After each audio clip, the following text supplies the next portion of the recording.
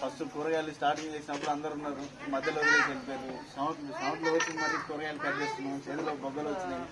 దయగా మా బాబులు వచ్చి సాయం చేయాల్సింది ఎంత ఉందరు చెప్పు మళ్ళా.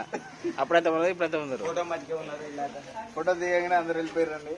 నెక్స్ట్ టైం ఫోటోలు తీసేటప్పుడు లాస్ట్కి తీయాల్సింది.